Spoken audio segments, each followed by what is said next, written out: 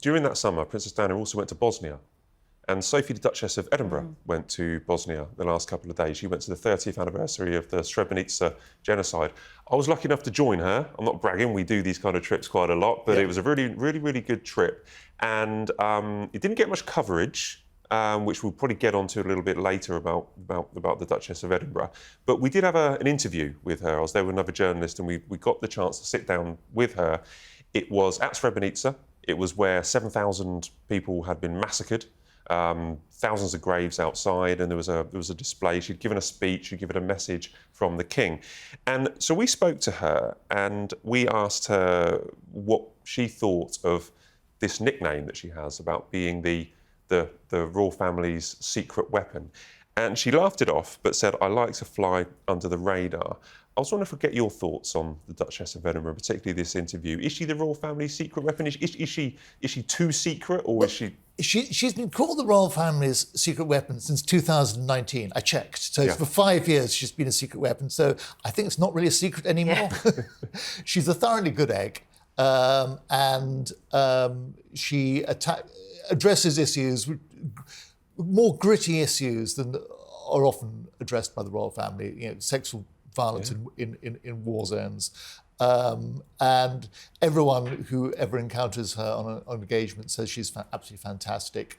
So she's, but of course, the thing about being a secret weapon, it's not a reflection on what the royal family do. It's a reflection on us, the media, yes. Because they do all these jobs, and she was doing all those jobs completely ignored by us. And it's only in recent years we've woken up to the idea that she's doing something, and actually she's doing it very well, and it's very interesting work that she's doing. And look at Princess Anne, for instance, the Princess Royal. She does loads of engagements every year, for the most part, completely ignored by the media, but greatly appreciated by those who see her. You mentioned this, and she also said, I'm going to quote her, so he said, "I don't see myself in a frontline position per se. Admittedly, there are fewer working members of the royal family these days, so I suppose more and more that I'm becoming less secretive."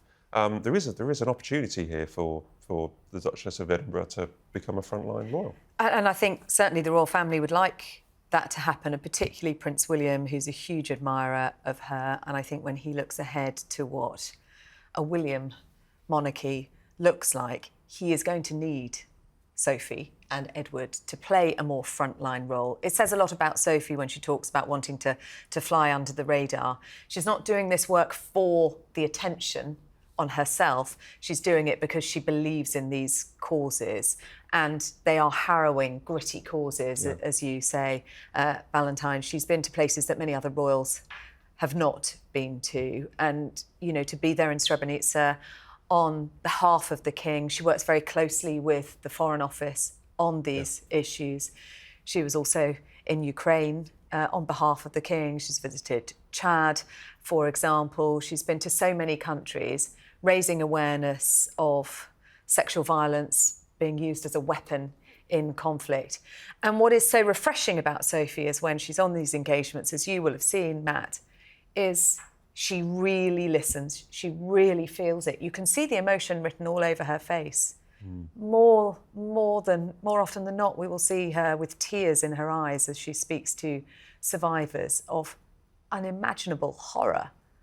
And that is very powerful indeed. It is just that she doesn't get that front page coverage. Yeah, we try. We do try, 100% we try. But we asked her about the emotion, and she says she does get emotion. Yeah. You know, because these are really, you know, so really, and she was the first to go to Ukraine, remember? She was the first member of the royal family to go to Ukraine. Yeah. She was the one they chose to send in there, or the one that was chosen. All right, more Sophie, please.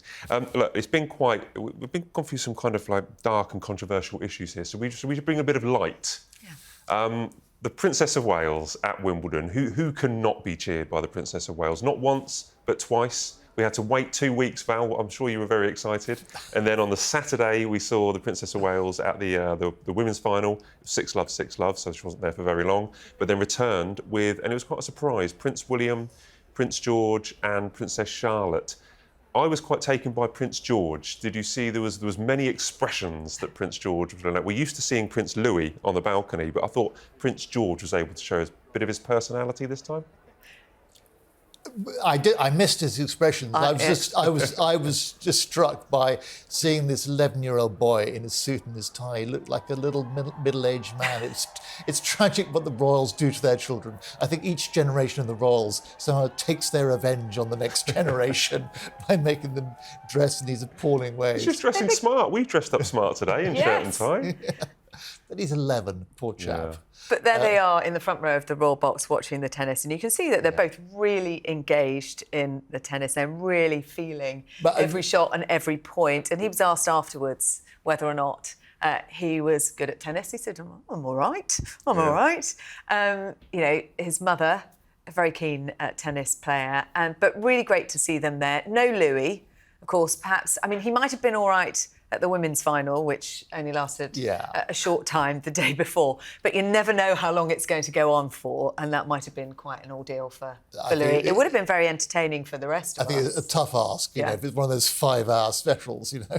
Yeah, and the umpire often saying quiet please to Prince Louis. But when will we see Prince Louis? Any idea when we'll start seeing him at things like Wimbledon? I guess it depends if he becomes a fan himself, because they're quite careful to pick engagements that suit the children and where they're going to engage their interest. You know, if Louis becomes a big tennis fan, then we might see him there. A couple of years, maybe. Depends what his reaction was when they got home on Sunday night. You know, did he say, "Why couldn't I be there," or not? He was too busy on the Xbox enjoying himself. They got their signed tennis balls. That's and they made sure that they took one home for Louis as well, so he wasn't left out. OK. Well, look, let's say Louis is not just there for our entertainment. He is just a boy, you know, who's having fun. But I think it'd be awesome to have all 5 of them a little bit more, particularly at Wimbledon, that we can all... And dressed up in lovely blazers and ties as well. Like. Well, there are rules in the royal box, of course, aren't there? So he was just keeping up with standards. And this might be the last time we see the Princess of Wales. Maybe they'll be off for the summer now, Sarah. So yes, school holidays have started, so they'll be heading off for their summer holidays, usually spent at their Anmer Hall residence in Norfolk. Then, of course, there'll be the visit to Balmoral, where they all get together with the King and Queen as well. But it was really fantastic to see her for those 2 days. And it took me back to last year when she made that appearance at Wimbledon, and there was that standing ovation for her. And little Charlotte's face as she looked up in awe at her mother was really quite moving because, you know, it had been a very, very, very tough start to the year for them, and the crowd just were so delighted to see her looking so well. I quite like that bonding. I quite like, so like you talk about the Wimbledon, the Charlotte bonding with her mother at Wimbledon and William bonding with George at football. Yeah. It's quite nice to get a little insight into that. See, I do have a heart. I do enjoy things. Right, guys, we've just got a little bit of time for our quick-fire questions. So take a deep breath. Yep. Where should Harry and the King meet for peace talks? It's very easy. I mean, there are plenty of places they can go, but they won't be seen. Well, not a balcony in the club in London. They could get Highgrove. They could get into Highgrove and no one spot them. The only difficulty is that, you know, what Harry would feel about that. Would he feel it was Charles's territory? I think he should get over himself. If not, my place is free. They won't be spotted, I can guarantee it. I seem to remember nuclear talks between Reagan's administration and Gorbachev. They were held in Iceland. Yeah. So maybe that could be the Switzerland, in the 80s. neutral territory. Sorry, I interrupted you. Well, I mean, Sandringham is a no-no because it has all the connotations of the Sandringham summit for Harry. So I think that's definitely out. Buckingham Palace, too many eyes and ears around. Likewise, any of the Clarence House, Kensington Palace. Balmoral could be somewhere that they could be away from it all. The King will be there in September, this summer, potentially.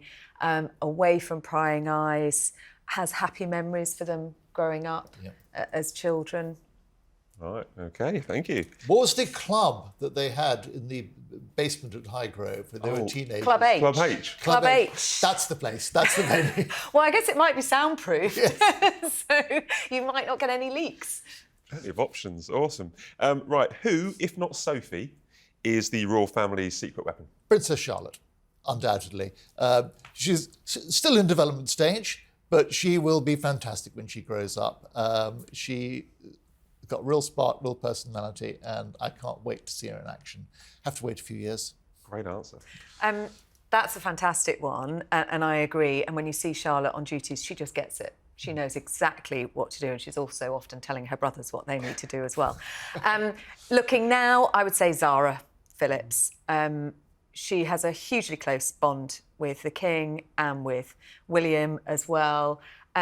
She is incredibly popular. She's really popular in Australia as well. She and Mike spend a lot of time there.